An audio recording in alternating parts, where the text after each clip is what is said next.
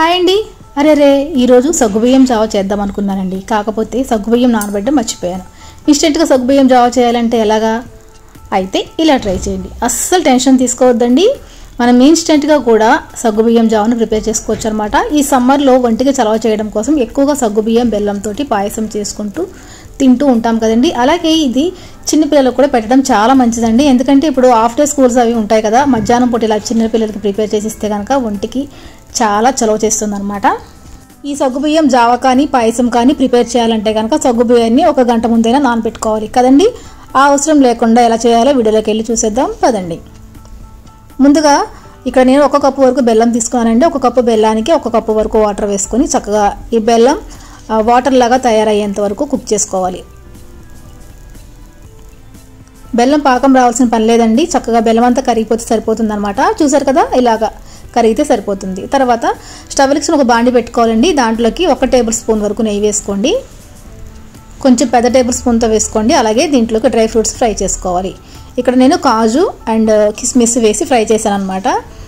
ఇవి కాస్త ఫ్రై అయిన తర్వాత వీటిని పక్కకు తీసేసుకోవాలి. నెక్స్ట్ ఇప్పుడు మనం ఏ కప్తో అయితే బెల్లం తీసుకున్నామో అదే కప్పుతోటి 1 కప్పు వరకు సగ్గుబియ్యం తీసుకునేలాగా ఫ్రై చేసుకోవాలండి. చూసారు కదా, ఇలాగ సగ్గుబియ్యాన్ని మనం ఆయిల్లో కానీ నేతిలో కానీ ఫ్రై చేసుకుంటే మనకి నానబెట్టవలసిన అవసరం లేదనమాట. చక్కగా వాటర్లో వేయంగానే కుక్ అయిపోతాయి. 2 నుంచి 3 నిమిషాలకి ఇవి చక్కగా పేరాలు వేగినట్టు వేగుతాయండి. అట్లా వేగాలన్నమాట.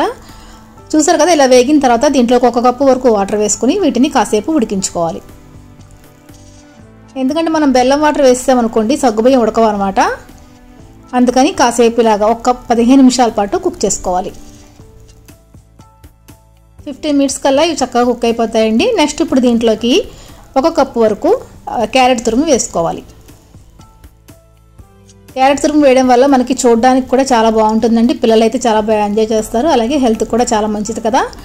ఇలాగా క్యారెట్ తురుము వేసుకోవాలన్నమాట. క్యారెట్ తురుము వేసుకున్న తర్వాత 1 2 నుంచి 3 నిమిషాల పాటు కుక్ చేసుకోండి.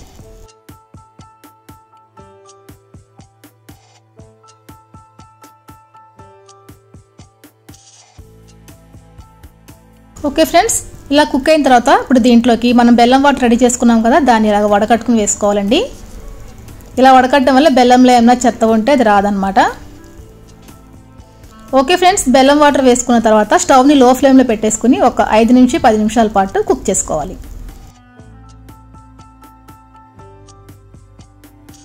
ఓకే ఫ్రెండ్స్, చూసారు కదా చక్కగా కుక్ అయిపోయింది. ఇలా కుక్ చేసుకుంటే అండి మనకి ఇది చల్లారిపోయినా కానీ గట్టిపడదు అనమాట. చూసారు కదా, ఇలాగా కుక్ చేసుకోవాలి. ఇలా కుక్ అయిన తర్వాత ఇప్పుడు దీంట్లో మనం వేయించి పెట్టుకున్నాం కదా డ్రై ఫ్రూట్స్ని యాడ్ చేసుకోవాలండి. మీకు నచ్చితే కనుక ఇందులో కొంచెం ఇలాచీ పౌడర్ కూడా వేసుకోవచ్చు.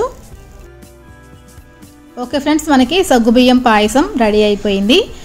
చివరగా ఏం చేయాలంటే స్టవ్ని ఆపేసుకొని చక్కగా ఇలాగా 1 కప్పు వరకు కాచి చల్లార్చిన పాలను వేసుకోవాలండి. స్టవ్ ఆపేసిన తర్వాత వేయండి. అలా చేయడం వల్ల మనకి పాలు అనేవి ఇరిగిపోకుండా ఉంటాయి అన్నమాట. చూసారు కదా, ఒక్కసారి ఇలాగా బాగా కలిపేసుకోవాలి. ఇలా కలుపుకున్న తర్వాత చక్కగా సర్వ్ చేసుకోవటమేనండి.